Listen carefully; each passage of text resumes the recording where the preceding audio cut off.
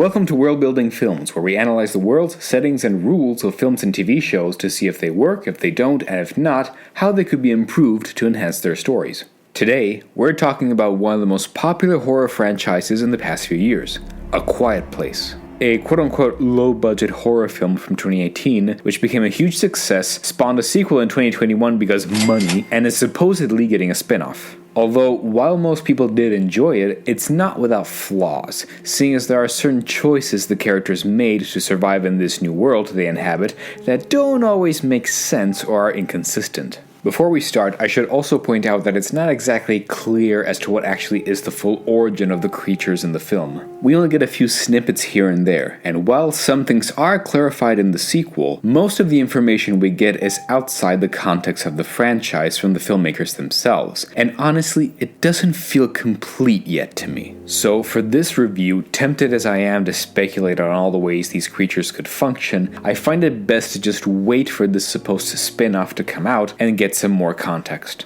But in the meantime, we will work with another aspect of the franchise, how these people have survived and if their plans worked or not. So, now that we got that out of the way, let's jump right into it. Of course, there will be spoilers ahead. The plot. So A Quiet Place is set in our modern world, specifically in a small town in the US, where everything went to hell when these large, dangerous creatures suddenly appeared out of the blue and have been hunting people down. And now, everyone has to try to survive them in this post-apocalyptic environment. What exactly makes these creatures so dangerous? Well, aside from having massive claws that can tear through even metal, they're covered in an exoskeleton that seems to be so hard, even bullets do nothing against them. But their most defining feature is their hearing.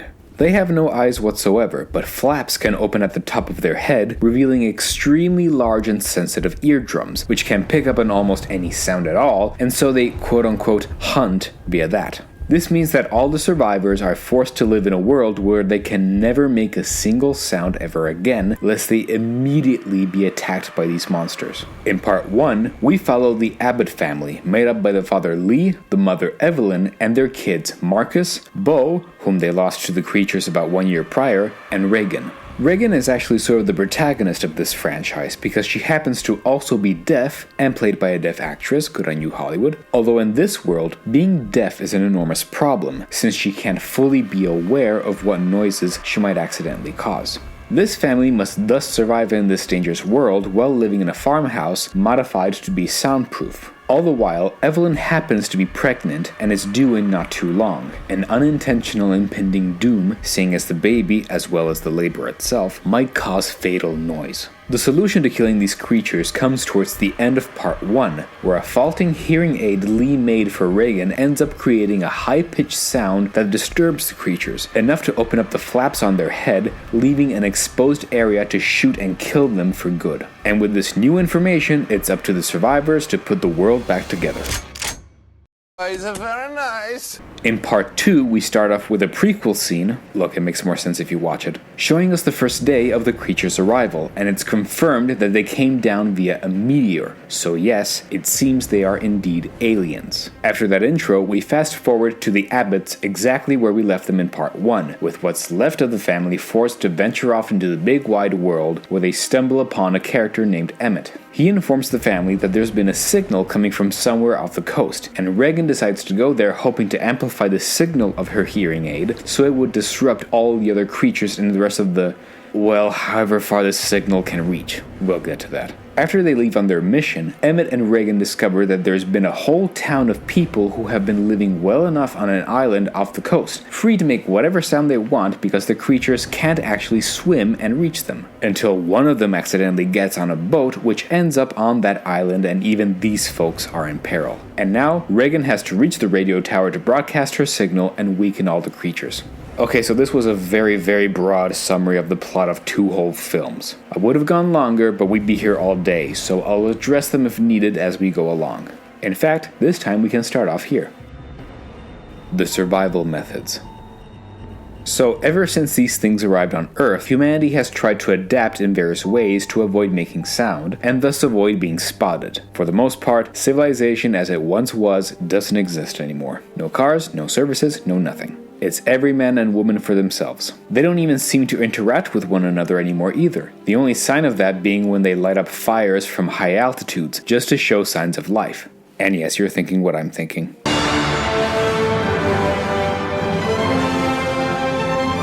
Now, we don't really get to see much of the lives of the other families. For the Abbotts, they did their best to soundproof their house, and some of the methods that they use are actually quite clever, with the small details being the best ones. For example, they covered their house with as much wool and cotton materials as they could, because they dampened sound, such as on the floor or when playing Monopoly, using pieces of fabric as pawns. Or instead of using noisy plates, they used large leaves to hold their food. Over time, the walls are covered in sheets of newspapers, and the entrance to one of their basements is literally covered with a large king-sized mattress. The floorboards have certain areas painted so they won't step on any parts that creak. There's also a few traps set around the farm, such as fireworks to use as a distraction should the creatures ever arrive. Also, instead of using shoes, the characters always walk barefoot. And when going outside, they create entire long paths covered in what I'm guessing is sand to help dampen their steps. This is mostly used when they have to go into town and gather some supplies. When it comes to communicating, the Abbotts ironically have an advantage with Regan because they already learned how to speak in sign language, which is probably more than what most people can say in this new environment. There are, however, other forms of long-distance communications that they implement, such as turning their outdoor farm lights from yellow to red if one of the creatures were ever to approach. The only other example of how these people have adapted is in part 2, where we see that Emmett has also created his own shelter inside of an abandoned steel factory. Specifically, he used an open space in the lower floor, accessible only through a valve door, and it's deep enough, with a good 3 feet of concrete to boost, that they can't even afford to talk in low tones while down there.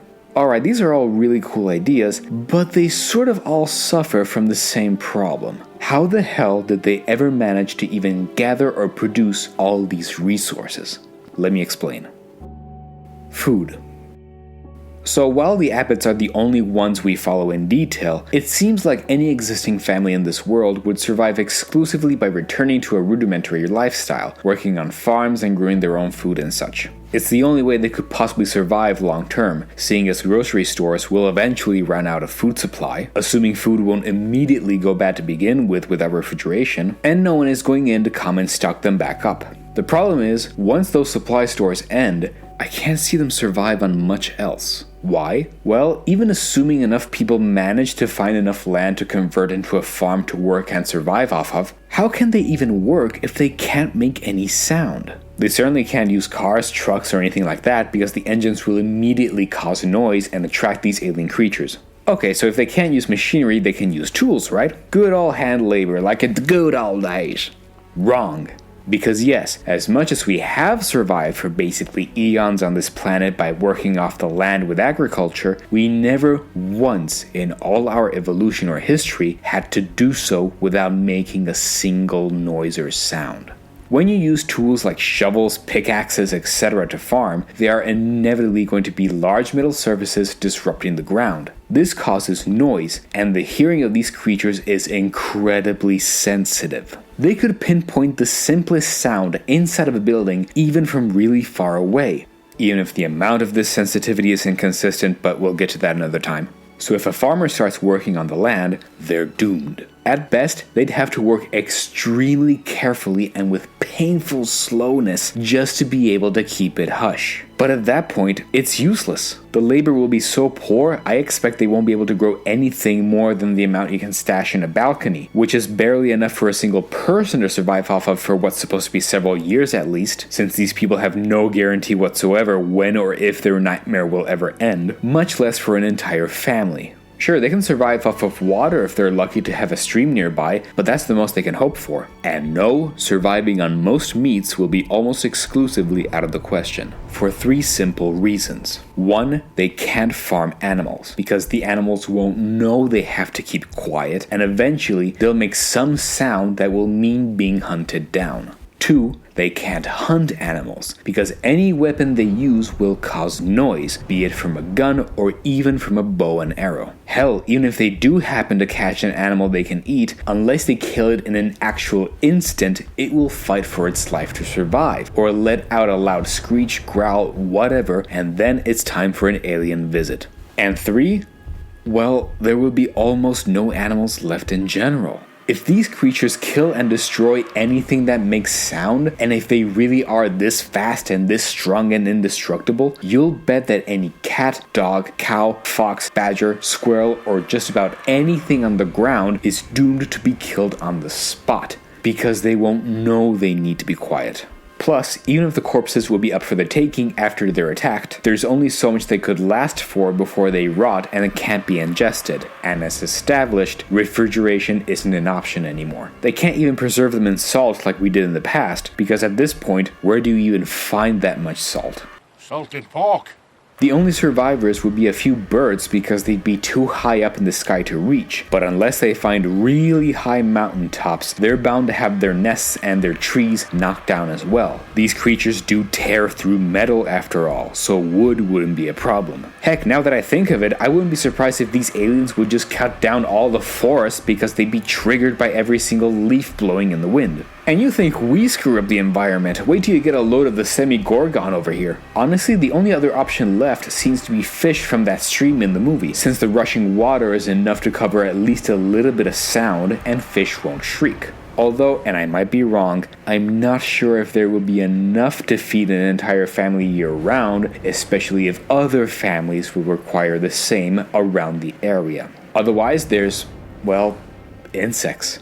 Gross, I know, but you can't pick and choose at this point, because they'd be too small and slow to cause much noise, and they'd also be easier to catch. And even then, we're only talking about insects that don't buzz loudly like cicadas, crickets, or hornets, and wouldn't require humans to make a lot of noise just to catch.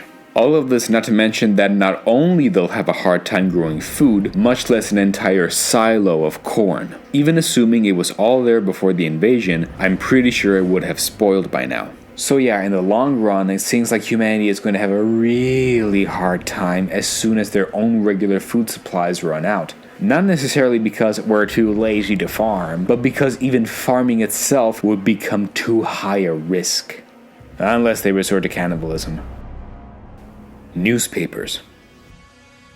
Okay, so this is just a small inconsistency I found in the film. The few snippets of actual information we get come from various newspapers floating around the streets of the abandoned town, the ones used to dampen the sound inside the house, and the ones that Lee has collected all this time in his basement to get a better idea of what they're fighting against. Now, I get the need for these newspapers to be around, storytelling-wise. Since we're in a movie where characters literally can't talk ever, the audience needs to have some exposition as to what's been going on. And I get that putting a big block of text on the screen would feel too cliche. Not to mention it ruins the sense of mystery. It's a great sign of filmmaking when the film manages to communicate everything via pure visuals alone after all. The classic show don't tell. Right, gotcha. But if you think about it, there's no way it would make sense for these newspapers to be around, especially when they're this updated. Let's face it, we live in a world where the concept of the newspaper is as old as dial phones. We use the internet and television to get our daily news, with absolutely piss-poor results, but I digress. And the physical newspaper is a thing of the past, if not for very rare exceptions nowadays. But okay, let's assume that this one little town in the US still hasn't heard that Facebook was a thing. That explains the newspapers, right?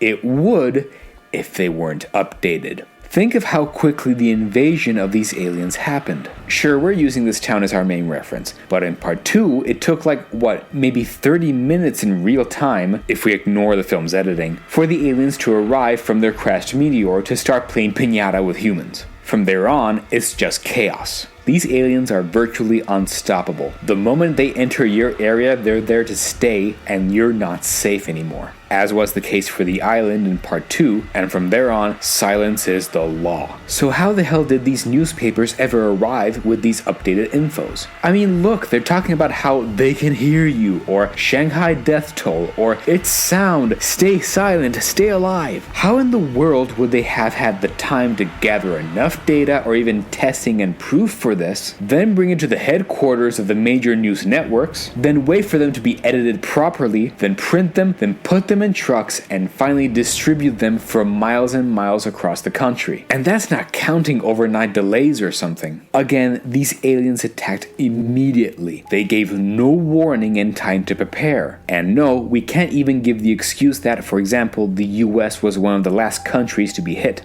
How do I know this? Well, in the beginning of part 2, when we see the first day of the invasion, Lee is in a grocery store getting food while the owner is watching TV, seeing the broadcast of all the death tolls happening in Shanghai. When Lee asks the owner what happens, he says, "A bomb, I think." He clearly has no idea, and the TV isn't showing or saying anything about the creatures or anything like it. Hell, there isn't even any info of a meteorite striking. Although quite frankly, that's something way too big to miss and not talk about instead, but whatever. Leaving me to think that the invasion happening there live must have almost literally only just started. There's certainly no other news about aliens having done the same thing in other countries yet, because I'm pretty sure that aliens themselves would have been an even bigger headliner than the meteor strikes. So, yeah. I understand the need on a cinematic level to convey all this information to the audience when your option for dialogue is out the window, but in a logical sense, these newspapers just shouldn't exist, because they'd either be so outdated that they wouldn't even mention anything of the invasion, or they wouldn't be around at all because the creatures would have torn the noisy delivery trucks, hell, even the original printers, to shreds before you could even say, read all about it. Resources. Okay, so earlier we covered how food would be far too complicated to get. Well, that's a problem and a half, but at least these people can find proper shelter and protection with all these things they set up, like the red warning lights, the sand trails covering the house with wool, all that good stuff. Right? No. And the reason is simple. How the hell did they even find this stuff? And no, I'm not talking about the buildings themselves. If they already lived in a farmhouse, that's great. And if not, the IRS isn't exactly going to come and check if you took the home of someone who just got mangled by aliens because they farted once. The issue here is how the hell they found all these materials for these traps and tricks. The ideas work in theory, sure, but they need to gather this stuff first, as well as keep it going. Okay, before I continue though, I should point out that on my first draft of this video, I was going to point out that it doesn't make sense that these people have electricity in a post-apocalyptic world. Until I noticed that, wouldn't you know it, it turns out they have solar panels. Alright, I goofed up, so fair enough, you win this one. And frankly, the Abbotts are super lucky to have had them and that in over a year, they haven't been destroyed or damaged by the aliens. Still, that explains how they keep the lights on, but how do they keep the water on? Cause in part 1, the aliens broke a pipe and so water flooded one of their basements. Does that mean there's a generator somewhere far off that's still pumping water to them? Don't those places continuously need maintenance in order to keep functioning properly, like with pressure and such? Maintenance that would cause noise and the aliens would put an immediate stop to? I understand getting water from the stream, but unless I'm wrong, and feel free to let me know in the comments down below, it shouldn't make sense for that whole underground flood to have happened at all. But okay, let's assume that all of that somehow works out. We then enter a whole other problem that doesn't have to do with the technologies themselves, and that is the people. If you're now living in a nightmare scenario every day of your life where everything stopped working, and you're in constant danger at any moment if you make one false move, anything to alleviate that tragic lifestyle will become more valuable than water in the desert. If there are some survivors, and we do see in the films that that is the case, and they've been miserable and they see you with the lights on, one way or another, they're invading your home worse than Black Friday. Cause let's face it, for all of our accomplishments as a global civilization, we're still technically and literally animals, and no matter how much we try to deny it, we're still very tribal to this day. The Abbotts either wouldn't have that power at all, or the greed of the many around would make sure that no one would have it at all. This means no red emergency lights to signal danger, and certainly no cameras, TV monitors, and radios that will remain on at all times. Even batteries would eventually run out after they're used, and that's it for them. The blackout would be absolute sooner than expected, and humans would be hunted back to the Stone Age. Alright, so that's the problem with the gadgets and stuff. What about the rest? Well, now it's a question of finding enough of these materials to begin with. For the sand trails, where did they actually find this much sand? Sure, in part 2 we see that the sea is about a couple of days away or so on foot, but assuming the family left all together to bring back as much sand as possible, they'd be doing months' work of travels and it still wouldn't be enough to cover the area around the farm, much less extend it all the way to the towns. And sure, there are certain areas here and there away from the beaches where we can find sand, but there aren't that many to cover this amount of road. Plus, even if they did find it, since those roads aren't a natural environment where that sand can form organically, anytime there's rain, it would wash away any trace of it and they'd have to start over. Really good sentiment and idea, but highly impractical. Their best shot is just to lay out planks of wood as their paths along grassy grounds, assuming they find enough of them, and just do their best to stay on pavement roads. You don't make that much sound if you walk on pavement. Heck, just use thick socks and you're good to... Actually, why don't they use socks instead of going barefoot? Ugh, whatever. There are also other small details, such as for example the soundproof crib the abbots build for the newborn that's soon due. First off, this is absolutely great for storytelling, a perfect impending doom at the idea of having a crying baby that could ruin everything. And to be fair, messed up as it is to plan on keeping the baby in a soundproof crib, I understand they have no other choice in the matter. But the problems are, first off, how they even made this crib without making any noise. And second, assuming they did find a way to build it in peace somehow, why didn't they make these for everyone? Like, what if in the middle of the night one or more of them snores or farts or God forbid they wake up screaming from a nightmare they had caused from living in such a f***ed up world? There's no way they can monitor that at night as well, so if you really can make a soundproof crib, larger sizes of course, obviously, but still, might as well do the same for the other family members. Sure, leave one hole if you have to, they don't have enough oxygen tanks for everyone forever, but it would still be a better option than just sleeping exposed with this very clear risk every night. So yeah, of their plans, the only thing that seems to be a viable idea is perhaps the wool, because one could assume they were inside clothing stores and recycled all the sweaters they could find and turned them into these vast stretches of fabric across the house. But even then, if several families for miles had the same urgency, I wonder if that amount would still be enough or not. It's not like they're getting restocked. Plus, they'll eventually need to keep some of these intact for actual clothes against harsh winters, seeing as indoor heating will be definitely out of the question. Oh crap, I just realized they can't even use fires because the flames would actually crackle. And then again, we see them cook some fish with what seems to be steam, so alright, maybe that checks out. But then again, where's the steam coming from? Ugh, geez, so many questions. Defenses. Okay, so this is a tough one because it was well established that these creatures have a super hard skin that makes them bulletproof and then some, so keeping axes and guns and such won't work. Their best shot is using REGAN'S earpiece to trick them into exposing their heads, but that doesn't come until much later in the first film. So what can they do to defend themselves in the meantime?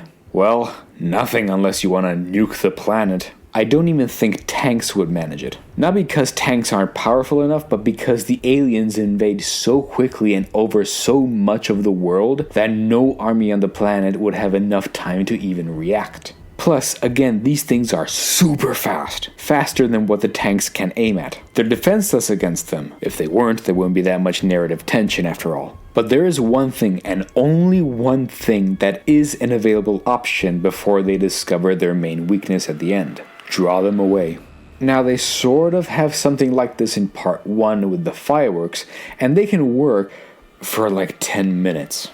They work really well to both hide your own sounds as well as distract them if they're about to attack you. But the problem is that they are still fireworks. The sound they make is incredibly loud.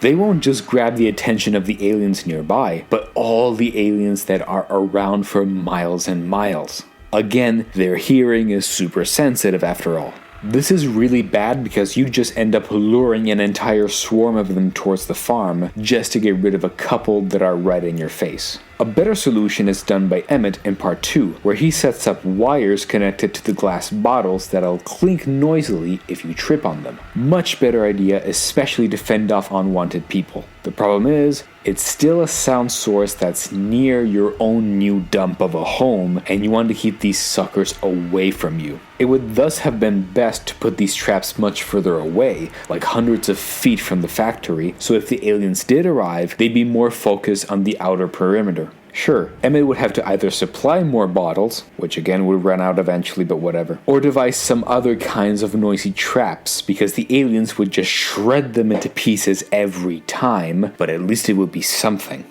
Furthermore, assuming this was the best plan to use universally, it would still be beneficial to somehow wire these traps all the way back to the homes of the survivors so they could trigger some of these traps remotely. And again, using engineering. Digital technology will only last so long. Speaking of influencing at a distance, what happens if you don't have these traps with you and one of these aliens is only a few feet away? Well, just do the simplest thing. Throw something further away. I mean, it's better than doing nothing, right? And sure, you can't have everything readily available for you, but aha! Here's when we can add a little detail of our own. I propose that these characters actually could have solved this by each holding a pouch containing a series of small rocks or stones. That way, if an alien was close by, they could just slowly slip one out and throw it further away, luring the alien in that direction, and rinse, lather, and repeat until they're gone, or at least heading away. Now, I can already hear you say, hey, but wouldn't they clink together in that bag? Yes, they would. So, they would have to be covered in one of two ways. Either have each stone wrapped in a layer or two of wool or any thick cloth, or fill the pouch with sand. Both solutions helping to prevent the stones from knocking against each other while walking. With the cloth, it wouldn't be a problem throwing the stones if they're still wrapped, since they're still going to make noise when they land. And for the sand, I mean, I know it would weigh down the pouch a lot, but in a situation of life and death, this heavy pouch is easily still worth it. Plus, if you cheat your way out with sand on the streets, might as well use that here too, right? But now, folks, we enter the biggest solution these people could have used all along in surviving this new world. The one critique everyone has made since the first film came out, and that is the waterfall. That's right, in the first film, we see Lee take his son to a waterfall that's not too off from their farm, and shows that the loud roar the waterfall makes is enough to cover any conversation or even scream the two can make. So the question is, why didn't they just decide to live near there to begin with? It's such an obvious advantage against these creatures, and the family wouldn't have been so damn worried all the time. Now, hold on. I'll be actually charitable to the film and say it's not necessarily the most perfect solution out there because it does have its drawbacks. For example, the family can't exactly go live there entirely. It's a good place to use every now and then, sure, but there seems to be no building that they can use as a house around there. Building one on the spot is out of the question, because even if the waterfall could camouflage the sounds of construction, they'd still need to go out to gather and carry all the wooden beams necessary for the build. Along the way, there's plenty of branches, stones, and more that they could accidentally bump into and make noise. But okay, let's again say they did have enough sand and did make a direct soundproof path to the waterfall. The sheer constant journey they'd have to do over and over again would be not only time consuming because they have to go slowly, but energy consuming. And as mentioned before, growing food in this situation is already much harder than expected. So they'd spend far more energy than they can ingest due to poor farming. The process of taking these materials all the way there would be so time consuming and risky and take away labor needed for more important things that it wouldn't be worth building something new there at all. At best, they could use the wood that's available by the waterfall, but I have the suspicion that the amount needed would take them far away enough from the waterfall that the sound camouflage wouldn't be as effective anymore. So yeah, the whole idea of living there doesn't add up. So at most, if they happen to have camping equipment, they could occasionally take a trip there and spend like a night or two per week. Even if it certainly won't be a doable option during the winter, and again, this is only if they have the right equipment to do so. Not everyone necessarily has Costco. However, there's another issue with this whole plan. If the waterfall is such an obvious and available option, and we establish that there are other families out there, how is this place not taken over by people pretty much always? The Abbotts can't be the only ones who have thought about this, because there are still people around who grew up in the whole province and must be aware of it, so they'd often encounter their neighbors there. And if it's only a few of them left, then that's fine, there's plenty of space. But the problems will arise the moment it starts getting crowded. Again, not everyone can be so lucky as to just have or even find a random farm to claim as their own. So, assuming that there are indeed enough survivors out there, they'd be traveling far and wide looking for whatever shelter they could find, preferably a soundproof one. A waterfall, being so perfect for the occasion, would be an immediate draw for these survivors, no matter from how far they hail, and it just makes me think they would just overcrowd this place. And when you do just that, you could reach a point where the chatter and noise produced by potentially hundreds of people is enough to overcome the waterfall's roar, and then the entire point of it becomes null. If this happened, their best option, if they had enough sense left in them, would be to somehow monitor and control the affluence of people coming in and out of it. They'd be taking turns, allowing a maximum number of people in, and when the time is up, out they go to let the next batch in. The function of it could be either to use it as an area to maybe build things in safety at last, discuss cooperative operations, or just vent out their frustrations. Heck, the more I think about it, if enough generations pass by in this New World scenario, the more likely it is that waterfalls might become a full-on religion. How this wouldn't turn out into a Lord of the Flies scenario is beyond me, and the movie even acknowledges it by showing a band of people who have gone nuts in part 2. So yeah, this whole waterfall thing definitely would have gone very different than what even most people think. The best places are either this, or at most a beach where the waves can crash against the shore on a daily basis. Actually, that might be a better option, cause you're close enough to land to maybe find a beach house, so you don't have to be as quiet, and you can at least eat fish. Wait, I take the whole food issue from earlier back. Why didn't these suckers try that? Eating bugs. And screw the guys at the port in part 2. The roles between them and the Abbotts should have been switched. Ugh, goddamn world building. Oh, and by the way, you bet that everyone would be praising rain at any time it came, because it would easily mask their sounds. Pity that we only get one semi-example of this in part 2. So as long as they're well covered, if these people wanted to be productive with anything, it had to be done in these moments I mentioned earlier. No better time at all. Regan's plan. Alright, so we talked about a lot of details as to how most of these routines and precautions have their disadvantages and what could be done to optimize them. That's all great, but narratively, we also want our heroes to have a fighting chance to strive for. And we do get it, with Regan discovering she can use her earpiece to disrupt the creatures and expose their heads enough for a headshot. In part 2, we see this in full motion, with Regan deciding to leave the family behind in order to find this radio tower and broadcast her signal to every other radio that might be listening. Right, cool, makes sense.